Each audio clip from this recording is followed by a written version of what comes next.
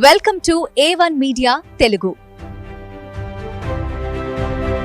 వైఎస్సార్ కడప జిల్లా పోరుమామిళ్ల మండలం కమ్మవారిపల్లెలో ప్రతిభా పురస్కారాల ప్రదానోత్సవం ఘనంగా జరిగింది.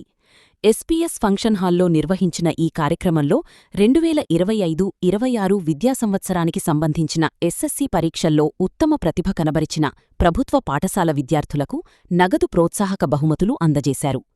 ఎన్ఆర్ఐ గడ్డం వెంకటరమణయ్య, కమలమ్మ దంపతులు తమ తల్లిదండ్రుల జ్ఞాపకార్థం ఈ పురస్కారాలను ఏర్పాటు చేయడం విశేషం. ప్రథమ, ద్వితీయ, తృతీయ స్థానాల్లో నిలిచిన విద్యార్థులకు నగదు బహుమతులు అందజేశారు. కార్యక్రమానికి జిల్లా డీఈఓ డాక్టర్ షంషుద్దీన్ ముఖ్య అతిథిగా హాజరై విద్యార్థులు కష్టపడి చదివి ఉన్నత లక్ష్యాలు సాధించాలని సూచించారు. ఉపాధ్యాయులు, తల్లిదండ్రులు, గ్రామ ప్రముఖులు పాల్గొని విద్యార్థులను అభినందించారు.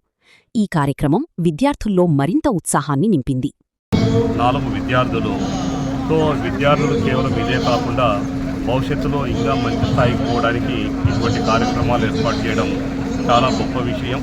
ఉన్నదాంతో మనం నలుగురికి పంచాలనేటువంటి ఒక సదుద్దేశంతో దీన్ని ఏర్పాటు చేయడం జరిగింది. దీనికోసం అందరూ కూడా సహకారం అందివ్వడం అనేటువంటిది గొప్ప విషయం. కాబట్టి సమాజంలో మంచి పని చేస్తే అందరూ సహకరిస్తున్నారు అనడానికి ఒక బెస్ట్ ఎగ్జాంపుల్గా ఉండి ఈ కుటుంబం చేస్తున్నటువంటి ఈ కార్యక్రమానికి ప్రత్యేకమైనటువంటి అభినందనలు తెలియజేస్తూ ప్రతిభా పురస్కారం పొందినటువంటి విద్యార్థులకు ఆశీస్సులు అందజేస్తూ ఇంతకు థ్యాంక్ యూ. సార్, ప్రభుత్వ పాఠశాలలో అధిక ఫీజులు వచ్చేసి ఈ మధ్య యూనియన్స్, స్టూడెంట్స్ యూనియన్స్ వచ్చేసి చాలా సోషల్ మీడియాలో ఎక్కువ వైరల్ అవుతుంది. వాటి మీద చర్యలు తీసుకుంటారు. వాటికి ముందు వచ్చినటువంటి ఎస్సీపీసీఆర్ వల్ల కూడా చెప్పడం అనేటువంటి జరిగింది.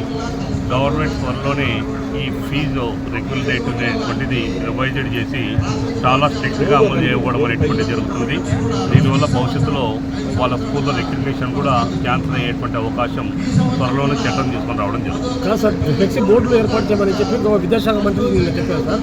ఏ స్కూల్లో కానీ ప్రైవేట్ స్కూళ్ళలో ఎక్కడ వాటికి అవసరమైనటువంటి ఆదేశాలు గతంలోనే ఇవ్వడం అనేటువంటి జరిగింది.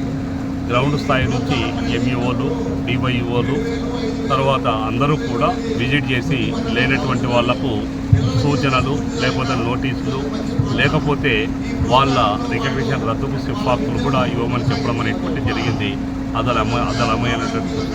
అమలైనటువంటి